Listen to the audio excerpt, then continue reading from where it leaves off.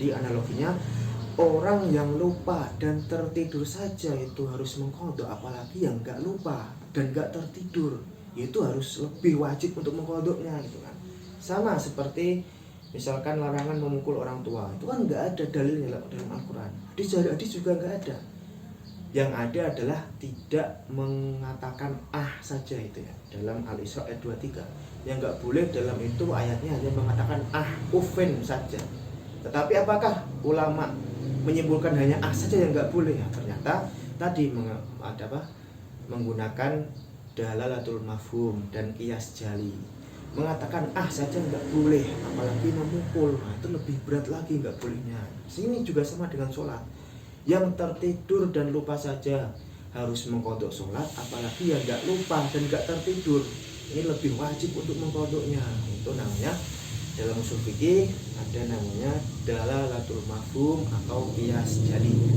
Bismillahirrahmanirrahim. Assalamualaikum warahmatullahi wabarakatuh. Halo saudara semua, kembali lagi bersama saya.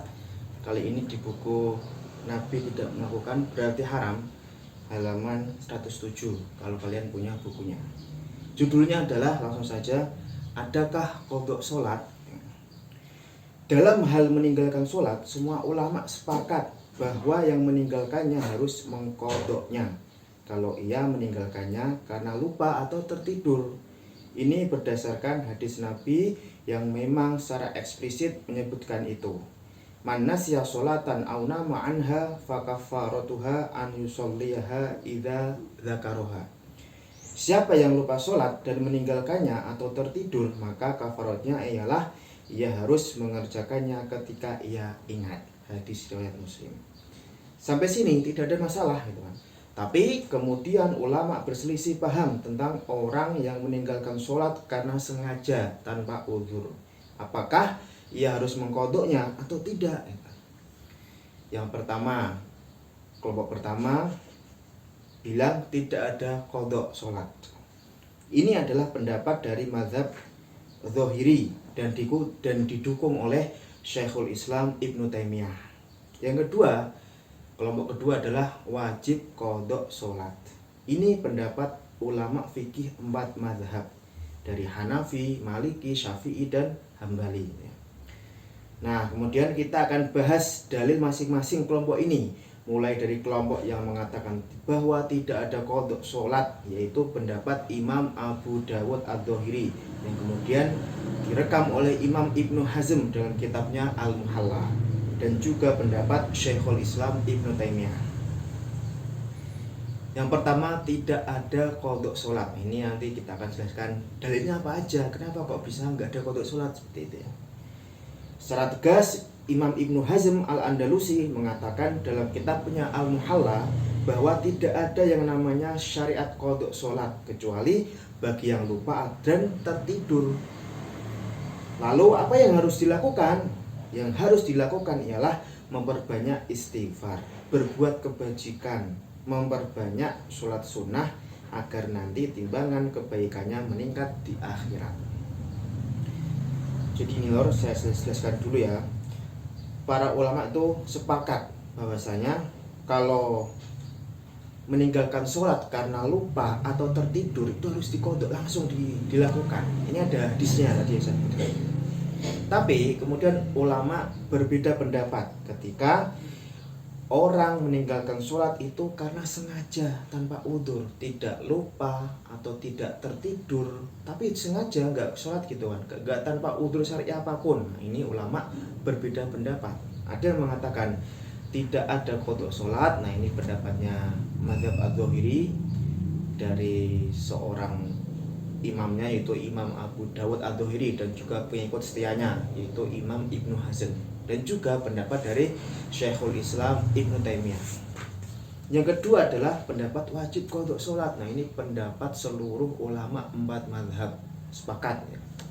Dari Hanafi, Maliki, Syafi'i, Hambali sepakat ada qadha sholat apabila orang meninggalkan sholat dengan sengaja tanpa udzur syar'i, tanpa lupa, tanpa tertidur. Ini alasan dari kelompok pertama ketika mengatakan tidak ada qadha sholat.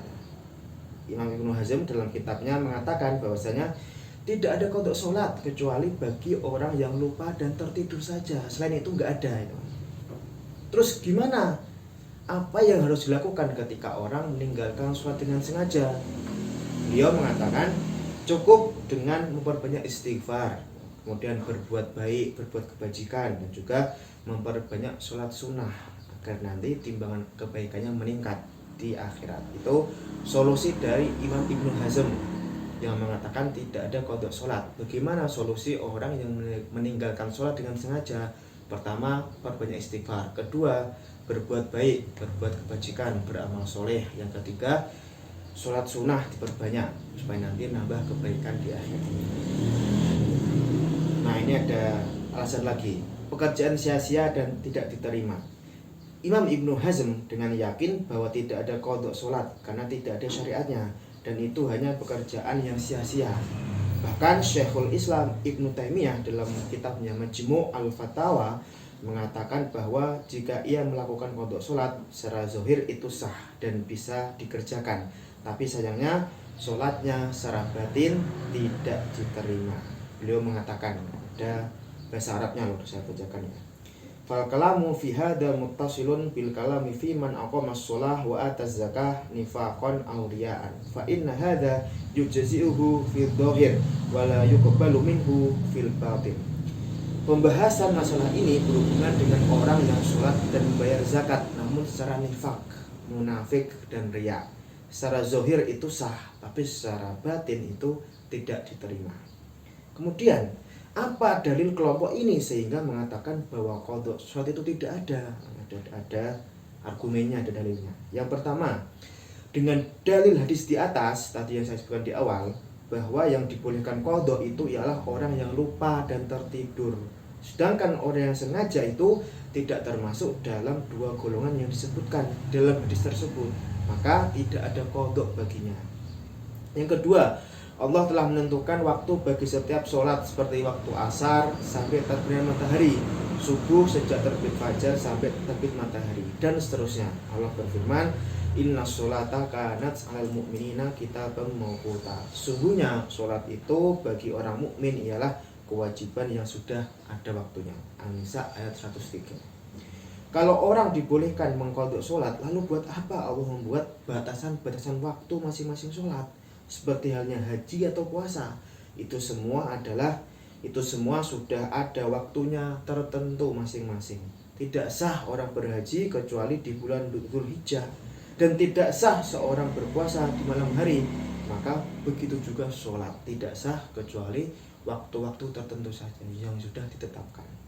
Yang ketiga argumennya adalah Imam Ibnu Hazm mengatakan bahwa semua sepakat kalau mengerjakan sholat pada waktunya itu adalah sebuah ketaatan dan meninggalkannya ialah sebuah kemaksiatan. Jadi orang yang meninggalkan sholat secara sengaja ia berdosa karena itu maksiat. Lalu bagaimana bisa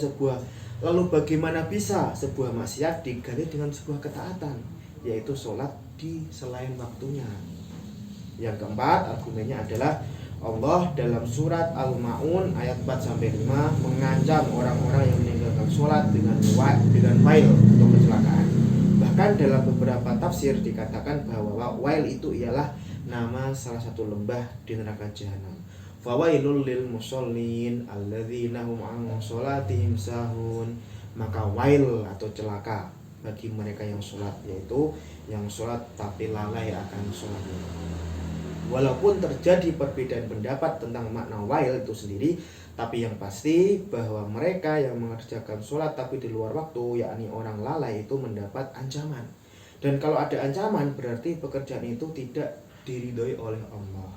Dan yang tidak diridhoi oleh Allah itu ialah pekerjaan yang haram.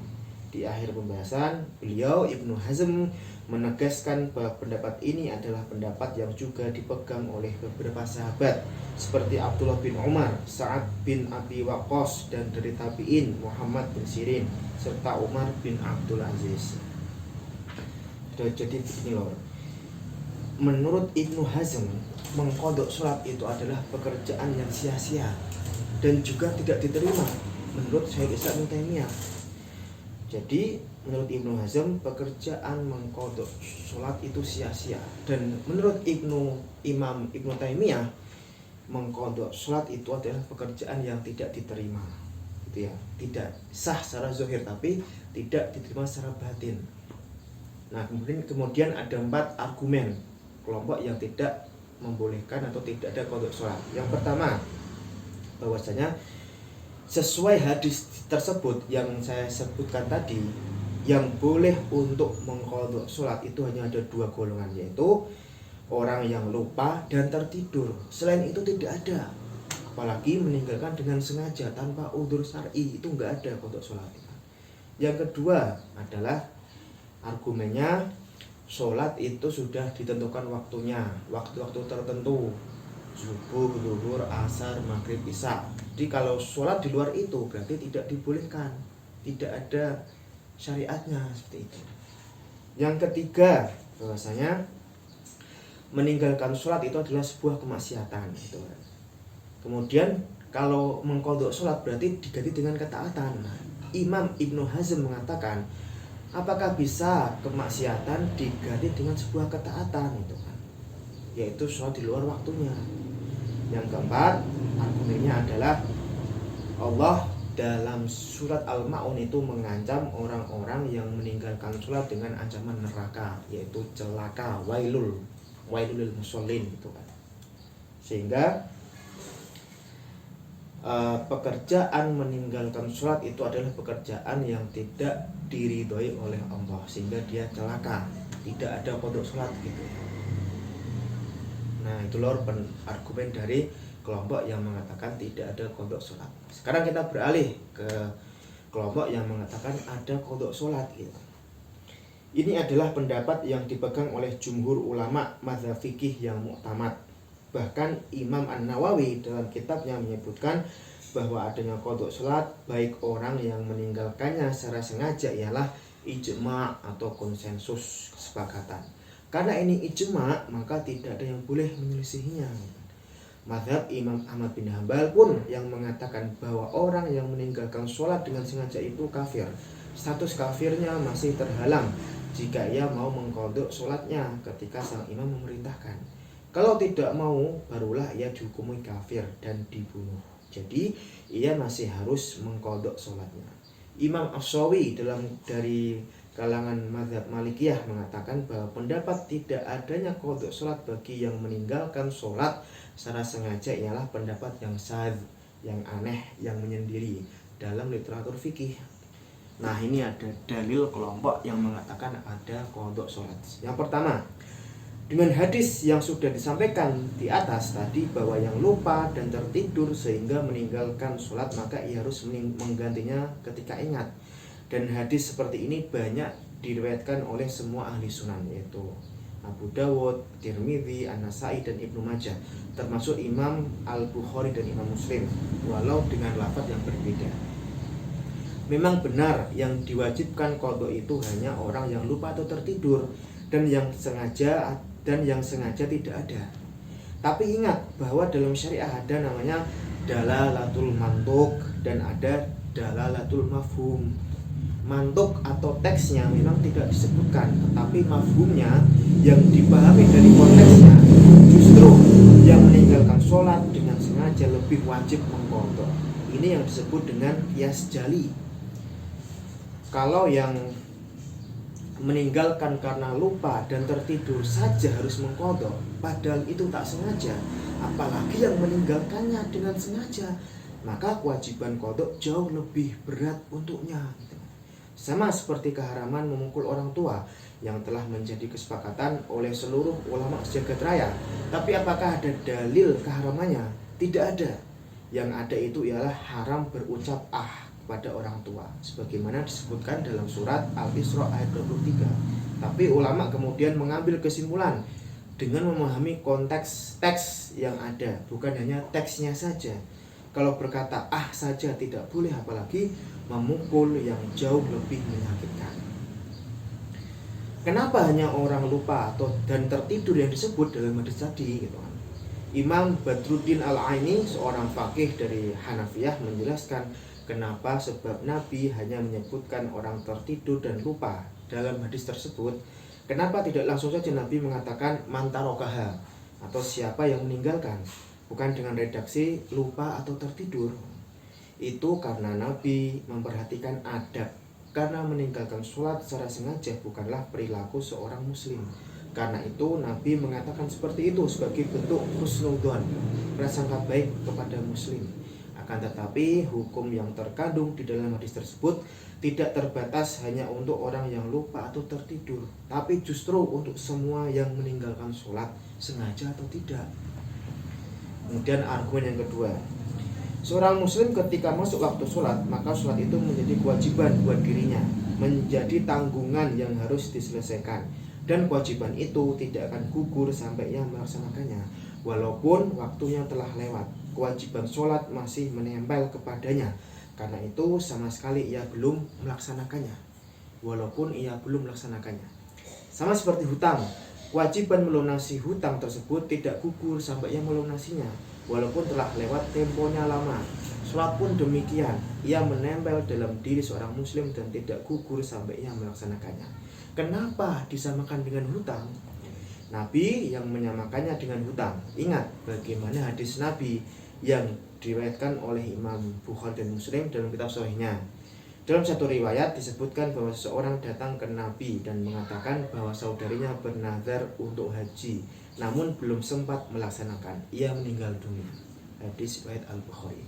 Ia menanyakan perihal kewajibannya tersebut. Karena ketika seorang sudah bernazar, maka ia sama saja mewajibkan sesuatu yang dinazarinya itu untuk dilakukan walaupun sejatinya tidak wajib. Dalam riwayat lain di Sahih Muslim disebutkan dengan redaksi cerita yang berbeda, tapi sama tentang kewajiban, yaitu tentang kewajiban puasa yang ditinggal oleh ibunya. Kemudian Nabi menjawab dengan jawaban yang sama pada hadis di atas. Aro'aiti law kana 'alaiha dainun akunti taqdinahu qalat na'am qala fadinullah ahaqqu bil qada. Bagaimana jika ibumu itu punya hutang, apakah kamu akan melunasinya? Ia menjawab iya. Nabi meneruskan, maka begitu juga hutang kepada Allah itu jauh lebih berhak untuk dilunasi. Hadis riwayat Muslim.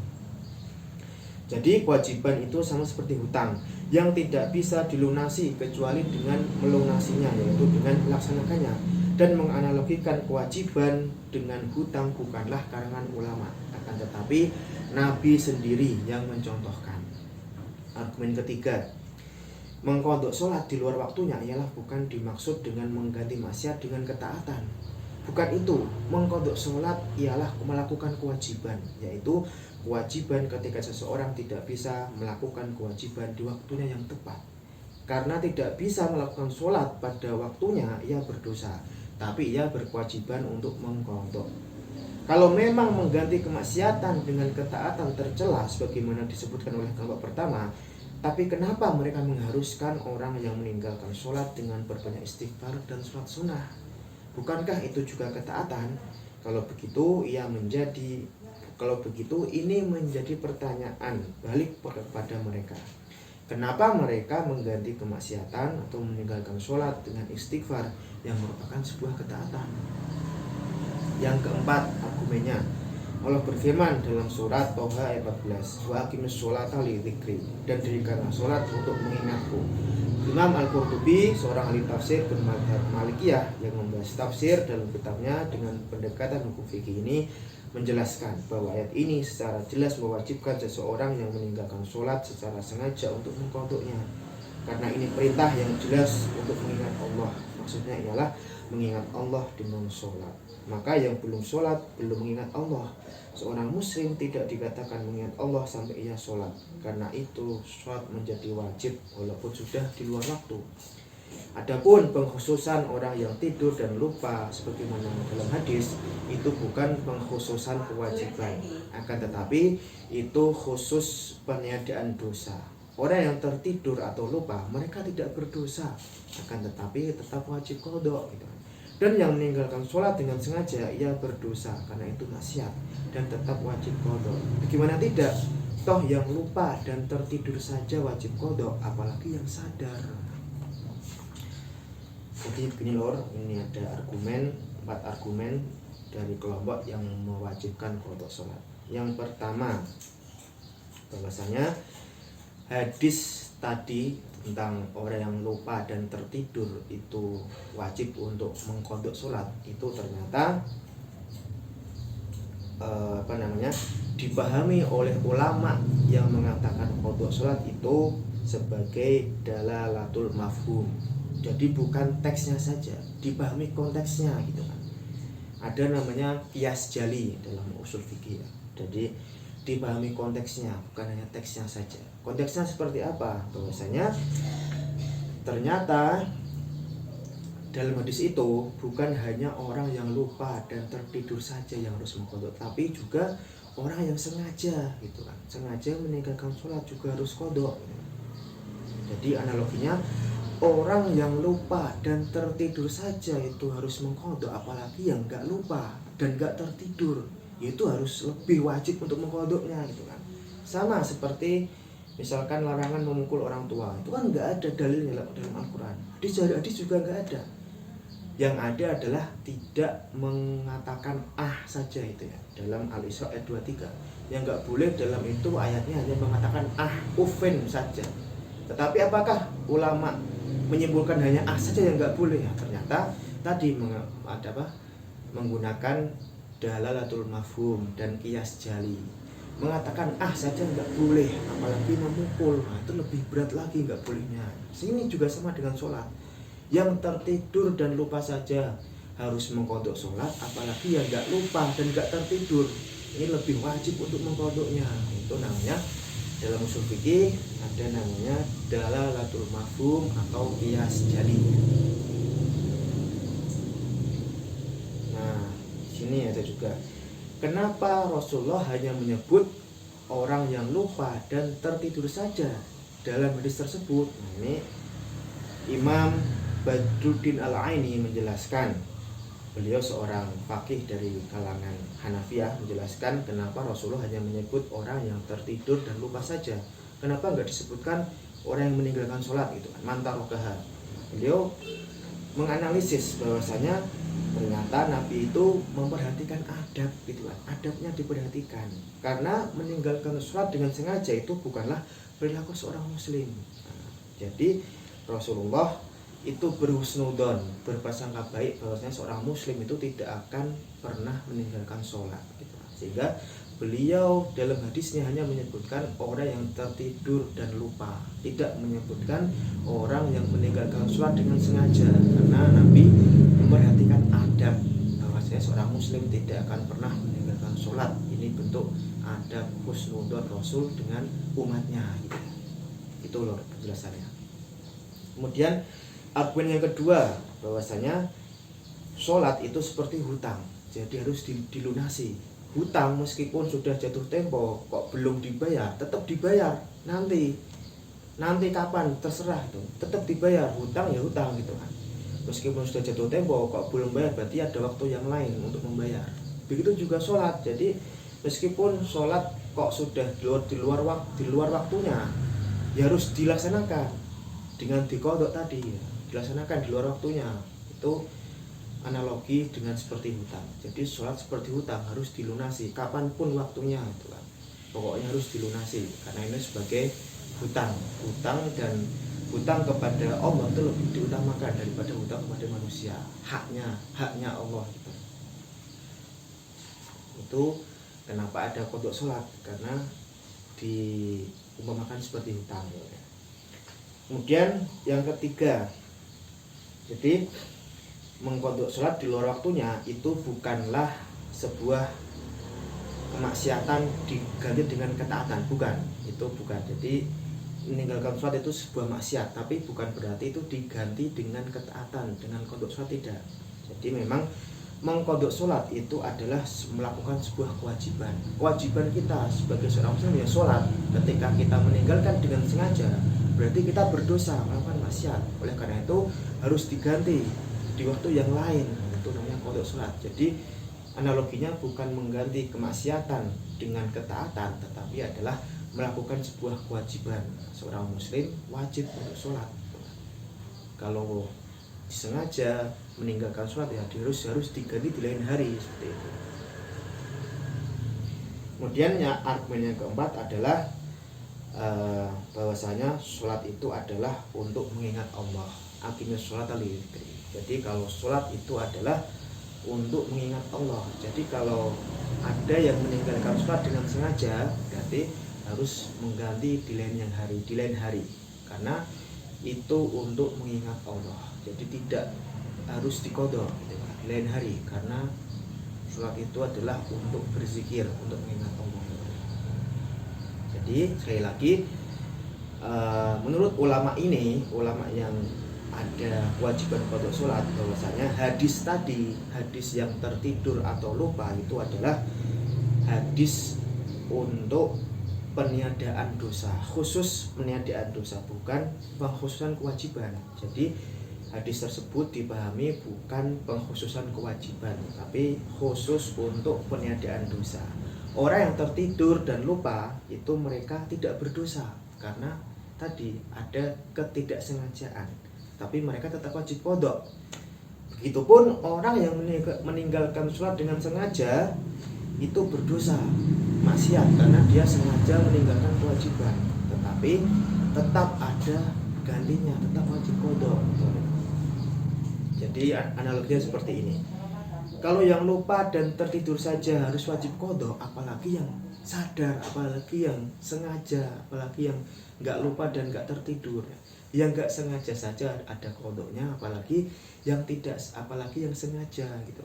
Lebih wajib untuk mengqadha sholat gitu. Jadi hadis tadi itu dipahami bukan sebagai pengkhususan kewajiban, tetapi peniadaan dosa. Dia yang tertidur lupa itu tidak sengaja, itu tidak berdosa, tapi tetap wajib qadha sholat. Apalagi yang sengaja melakukannya tidak sholat, nggak tidur, nggak lupa, itu malah lebih wajib lagi untuk mengqadha sholat. Itu ya lor, itu ada materi terkait dengan qadha sholat. Jadi ada dua kelompok, ada yang mengatakan tidak ada qadha sholat, ada yang mengatakan qadha sholat. Semuanya masing-masing ada argumennya. Silakan kalian pilih yang mana, terserah. Saya tidak tidak menggiring opini kepada siapapun. Terserah, ini saya sudah sampaikan semua argumen masing-masing kelompok yang mengatakan boleh atau tidak ada. Gitu ya lor. Silahkan kalau ada pendapat lain, komen di kolom komentar. Kalau konten ini dirasa bermanfaat, silahkan share seluas-luasnya. Gak ada copyright. Jadi jangan lupa like, subscribe, komen, dan share kepada semua anggota grup WA dan seluruh teman-teman sekalian. Ya lor, terima kasih. Wassalamualaikum warahmatullahi wabarakatuh.